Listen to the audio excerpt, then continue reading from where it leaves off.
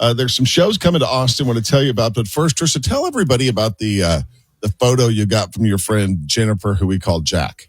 Oh, yeah. She sent me a picture of Leslie. Do you remember downtown Leslie? Leslie Cochran. Leslie Cochran, the man with the beard and the hair, who lived downtown, dressed like a woman, wore high heels, became our a unofficial mayor, icon. if you will. Yeah, unofficial mayor. She sent me a picture of him on his bike, dressed all sexy, and said he would have turned 74 this year.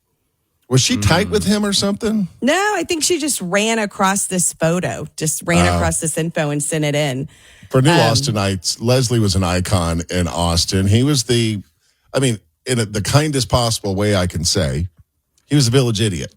You know what I mean? But everyone loved him. Loved him. Everyone loved him. And he would wear pink thong and stand on the corner of 6th and Congress, and he had a tiara on, often a leopard print type of blouse and high heels. And Thongs and a short top. And ran for mayor, and I believe got second in the mayoral election one year. So he would have been 74 years old today. Speaking of Austin characters, go ahead, JB. I'm sorry.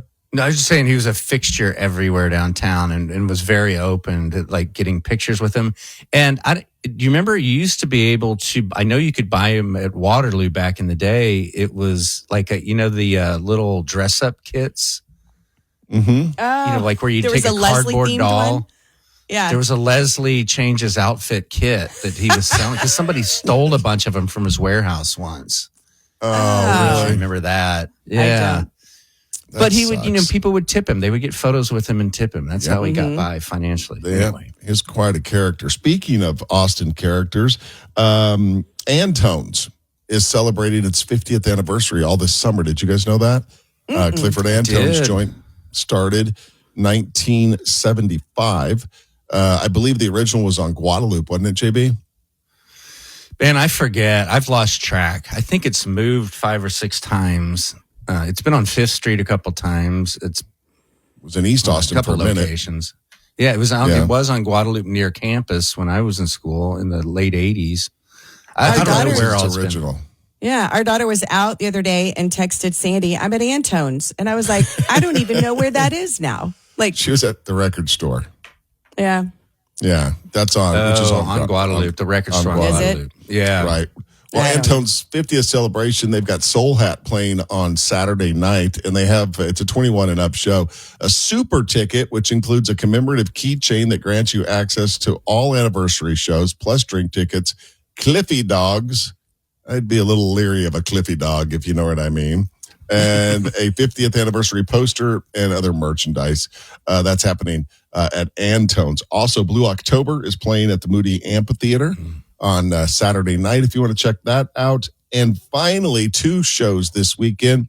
They'll probably blend in pretty well here. But Fish is doing 2 shows at the Moody Center this weekend. Wow. So that's a band that people follow like they did the Grateful Dead. They travel to see them, and you'll see 70-year-old guys that have been fans for 20 years that still follow them around. And a lot of girls in hippie dresses just on high as a kite. Yeah. That's pretty much what that. But here's the thing. I was thinking about that. I was like, I think a lot of the Fish fans, when they go, let's say they go to Akron, Ohio, they really stand out in Akron, and they're kind of superstars, and they're different, and they're weird in Akron, right? Mm-hmm. Dude, in Austin, you look like everybody else. That's true. The typical Fish fan. Yeah. You're not really standing out too much, is what I'm saying. So anyway, those are just some shows that are happening this weekend in Austin. I will not be attending any of them. Although if I had to choose one of them, it would be the Blue October show. Yeah. Which would be cool. Me too. JB, have you been to the Moody Amphitheater? I've been to, okay, let's get them straight. There's the Moody Center. The Moody Center is the big one with basketball, right? The Moody Center's the hoops one. Yeah.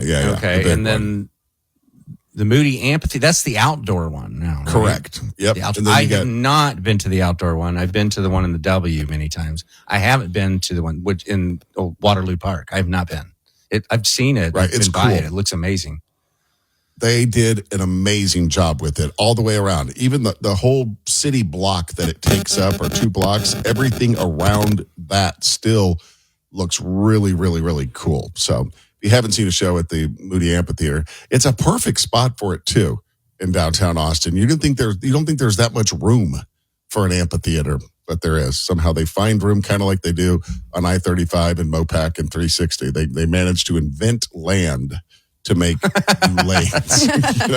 That little park, that's Waller Creek, and they've been trying to clean up Waller Creek for years, and that's a big step. And they're doing a lot of improvements down to where have you guys been down on the hike and bike trail in the last, 6 months? No. I can't remember the last time I was down there. They've done a lot because Waller Creek goes right by Rainey and all of that. So they've been doing a lot to clean that up, because that's just been an eyesore. They've been saying forever, it's going to be like a river walk. Like, it's not. Do we really even want that in Austin? Would you want a San Antonio like river walk in Austin? I don't think I would. Yeah, well, those trails there, because there's a lot that go from downtown up into Shoal Creek, and those have been heavily habitated by the homeless. So you wouldn't. It's a little dicey right now, unfortunately. Enter at your own risk. Yeah. Yeah.